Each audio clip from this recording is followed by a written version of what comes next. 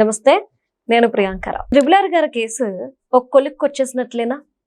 ఎందుకు ఈ అనుమానం వచ్చింది అంటే, సునీల్ నాయక్ మనందరికీ తెలుసు, విచారణకి సహకరించకుండా ఆయన అసలు ఏపీకి పంపించకుండా బీహార్ క్యాడర్ ఎలా అడ్డుపడింది అనేది తీసుకొచ్చే క్రమంలో సినిమా సీన్లు రీక్రియేట్ అయ్యాయన్న సంగతులు మనందరికీ తెలిసిందే. విచారణ సందర్భంగా సునీల్ నాయక్ కొన్ని కీలకమైన విషయాల్ని బయటపెట్టారు అనే ఒక వార్త బయటకు వచ్చింది. దీంతో తాడేపల్లి ప్యాలెస్ లో వణుకు మొదలైంది అని చెప్పి అంటున్నారు. ఎందుకు అంటే, మరి ఈ కేసులో ఎవరిని అరెస్ట్ చేస్తారు, సునీల్ నాయక్ ఎవరి గురించి ప్రస్తావించారు, అసలు ఏం జరిగింది? మనతో మాట్లాడడానికి సీనియర్ జర్నలిస్ట్ సిఎస్ రావు గారు ఉన్నారు, ఆయన అడుగుతాం. నమస్కారం సార్. విచారణలో సునీల్ నాయక్ కొన్ని కీలకమైన విషయాల్ని బయట పెట్టారు. దీనివల్ల ట్రిబుల్ గారి కేసు ఒక కొలుక్కి వచ్చినట్టు. ఇప్పుడు ఒక కీలకమైన వ్యక్తిని అరెస్ట్ చేయడం మాత్రమే బ్యాలెన్స్ ఉంది అంటున్నారు. అసలు సునీల్ నాయక్ ఇంటర్వ్యూలో ఏం చెప్పారు? సునీల్ నాయక్ విచారణకు హాజరయ్యారు. యాక్చువల్గా విజయపాల్ కూడా హాజరు కావాలి. విజయపాల్ని సునీల్ నాయక్ ఇద్దరిని కూర్చోబెట్టి విచారణ చేయాలి. విజయనగరంలో విచారణ చేశారు నిన్న. చేసినప్పుడు సునీల్ నాయక్ చాలా ప్రశ్నల్ని దాటవేసి ఆయన మౌనంగా ఉండిపోయారని చెప్పి విచారణ అధికారులు చెప్పినట్టుగా వాళ్ళు వచ్చినటువంటి న్యూస్. అసలు రఘురామకృష్ణరాజు గారు ఎంపీ హోదాలో ఉన్నప్పుడు మీరు రాజద్రోహం కేసు పెట్టడానికి అవసరమే వచ్చింది. ఎవరు పెట్టమన్నారు రాజద్రోహం కేసు అనేది ఒకటి. రెండు, మేము ఆయన్ని అరెస్ట్ చేసి తీసుకురమ్మని ఎవరు చెప్పారు? ఆయన హార్ట్ సర్జరీ చేసుకున్న సంగతి తెలుసు మీ అందరికీ.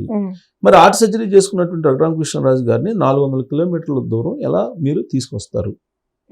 దీని అంతటికీ కారణం ఎవరు, కారకులు ఎవరు? ఇది కావాలి అని చెప్పి విచారణ అధికారిగా ఉన్నటువంటి దామోదర్ ఐపీఎస్ గారు అడిగారు. అడిగితే ఈయన సునీల్ నాయక్ గారి దగ్గర నుంచి సమాధానం లేదు.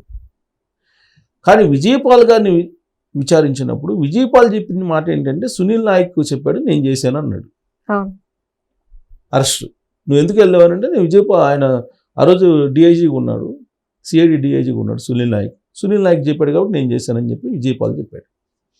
ఆ పాయింట్ మీద సునీల్ నాయక్ని విచారించారు. మీరు చెప్పారా లేదా, మీరు ఎందుకు చెప్పారు? పోనీ అరెస్ట్ అనేది ఆ రోజు చూపించడానికి మీరు అప్పటికప్పటికే మీకు కొన్ని వందల రచ్చబండకు సంబంధించినటువంటి వీడియోస్ వీటన్నిటిని మీరు స్టడీ చేశారా?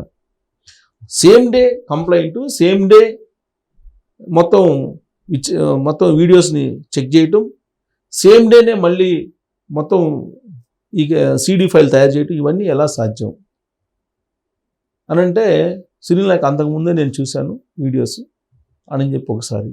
మరి సిడి ఫైల్ దాదాపు కొన్ని వందల పేజీలు తయారు చేయాలి కదా, మరి ఇవన్నీ ఎలా తయారు చేయాలి, సింగిల్ డేలో ఎలా తయారు చేశారు అని అంటే, నేను ఎక్స్పర్ట్ దాంట్లో తయారు చేశాను అని చెప్పి. అంటే ఒకదానికి పొంతం లేకుండా సమాధానం చెప్పారు. అసలు ఎవరు ఇది చేయమన్నారు, ఇలా ఎవరు చేయమన్నారు అంటే మాత్రం ఆయన సమాధానం చెప్పట్లేదు. సో దాంతో మళ్ళీ ఇంకోసారి మీరు విచారణకు రండి అని చెప్పి పంపించేశారు. సో ఇప్పుడు విజయపాల్ని కూడా రమ్మని చెప్పారు.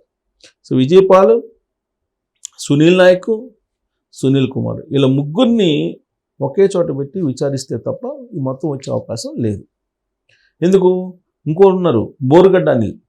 ఓకే, ఈ బోరుగడ్డ అనిల్ని కూడా విచారణకు రమ్మన్నారు. సో బోరుగడ్డ అనిల్ కూడా ఈ రఘురామకృష్ణరాజు కేసులో ఉన్నారు. సో బోరుగడ్డ అనిల్ని కూడా రమ్మన్నారు. దానికి ముందు ఇంకో అతను ఉన్నాడు, తులసిబాబు అని. ఆయన గుండెల మీద ఎక్కి కూర్చుంది, మరి ఎవరు అనేది తేలాలి, దాని మీద విచారణ చేస్తున్నారు. 400 కిలోమీటర్లు మీరు heart surgery open heart surgery చేసుకున్నటువంటి రఘురామకృష్ణరాజు గారిని తీసుకొచ్చారంటే మీ ఉద్దేశం ఏంటి? అంతే కదా. ఆయనని అత్యాచారం చేయబోయారని అన్నారు. నిజంగానే కదా. Heart surgery, open heart surgery చేసుకోవటం అనేది సెన్సిటివ్ ఇష్యూ. ఏమాత్రం తేడా వచ్చినాక ప్రాణం పోతుంది. అది తెలిసి కూడా వీళ్ళు పోలీసులు ఆ విధంగా వ్యవహరించారంటే మరి ఆయన మీద అత్యాచారం జరిగినట్టే కదా. కాబట్టి దీన్ని బేస్ చేసుకుని విచారణ చేస్తున్నారు. అయితే ఎవరు చేయమన్నారు ఇది, అది చెప్పాలి. అల్టిమేట్గా ఎవరు ఆర్డర్ చేశారు?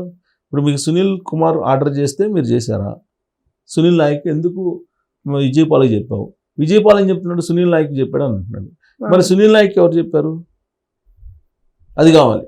సునీల్ కుమార్ చెప్పారా? లేదు సునీల్ కుమార్ చెప్పారంటే సునీల్ కుమార్ నీకెవరు చెప్పారు అని అడుగుతారు. ఎవరొకరు ఆర్డర్ లేకుండా ఒక ఎంపీని అరెస్ట్ చేసే అవకాశం ఉన్నది. ఒక ఎంపీని అరెస్ట్ చేయాలంటే దానికి ఒక ప్రోటోకాల్ ఉంటుంది, దానికి ఒక కొన్ని మార్గదర్శకాలు ఉంటాయి. ఆ మార్గదర్శకాల ప్రకారం అరెస్ట్ చేయాలి. కానీ అవేమీ లేకుండా హైదరాబాద్ వచ్చేసి ఆయన బర్త్డే రోజు ఆయన్ని అర్ధరాత్రి వేళ తీసుకెళ్ళిపోయి వెహికల్లో కూర్చోబెట్టి ఆ వెహికల్లో అటు ఇటు కూర్చొని ఇద్దరు కానిస్టేబుల్స్, ఇద్దరు పోలీసులు ఆయన్ని కొట్టడం, తర్వాత అక్కడ తీసుకెళ్ళి సిఐడి ఆఫీస్లో ఒక రూమ్లో పడేయటం, రూమ్లో మంచం మీద పడేసి ఆయన ఛాతి మీద కూర్చొని తొక్కడం, ఇవన్నీ ఆయన చెప్తున్నటువంటి మాటలు రఘురామకృష్ణరాజు గారు. అంత టార్చర్ పెట్టారు అని చెప్పేసి అసలు రాజద్రోహం కేసు పెట్టే అంత నేరం ఏం చేశాడు అనేది విచారణాధికారి అడుగుతున్నారు ఇప్పుడు వీళ్ళని. రాజద్రోహం కేసు పెట్టాలంటే దానికి తగినటువంటి నేర అంశాలు కనిపించాలి కదా. అవును. మరి అవి ఏమిటి అని అంటే వీడియోలు చూపిస్తున్నారు, రచ్చబండ్ల వీడియోలు ఏం చెప్పారు? ఆయన ప్రజా వ్యతిరేక విధానాలని ఆయన ప్రస్తావించారు. దాన్ని అంతే. రాజద్రోహం కిందకి రాదు అది కదా. రాజద్రోహం కిందకి ఎలా వస్తుంది? ఎవరేమి మాట్లాడినా కానీ ప్రజా వ్యతిరేక విధానాల గురించి మాట్లాడితే వాళ్ళందరి మీద రాజద్రోహం కేసు పెట్టేసి లోపలేసినటువంటి సందర్భాలు అనేక ఉన్నాయి 2019 నుంచి 2024 మధ్యలో. 41 నోటీసులు కూడా ఇవ్వకుండా కొంతమందిని అరెస్ట్ చేసేసారు. కొంతమందికి 41 నోటీసులు ఇచ్చి భయపించారు. మరి కొంతమంది ఇళ్ళకి వెళ్ళారు, అర్ధరాత్రి పూట బెడ్రూమ్లోకి వెళ్ళారు, గోడలు దూకి వెళ్ళారు సివిల్ డ్రెస్లో పోలీసులు. అదొక అసలు ఏంటి రాష్ట్రంలో రూల్ ఆఫ్ లా లేదని చెప్పేసి ఒక జడ్జే అన్నారు కదా, హైకోర్టు జడ్జి అన్నారు రూల్ ఆఫ్ లా లేదని. డైరెక్ట్గా సుప్రీంకోర్టుకి లెటర్ రాశాడు ఆయన, రాష్ట్రంలో రూల్ ఆఫ్ లా లేదని. రాకేష్ శర్మ ఆయన పేరు ఏదో ఉంది, ఆయన డైరెక్ట్గా లెటర్ రాశారు. అలాంటి సిచ్యువేషన్ ఆంధ్రప్రదేశ్లో అప్పట్లో ఉంది. మరి దీని అందరికీ కారణం ఎవరు చెప్పారు? జత్వాని. ఆ జత్వాని కేసు కూడా అదే కదా. జత్వాని కేసులో ఇప్పుడు సీతారామన్ ఇంకొక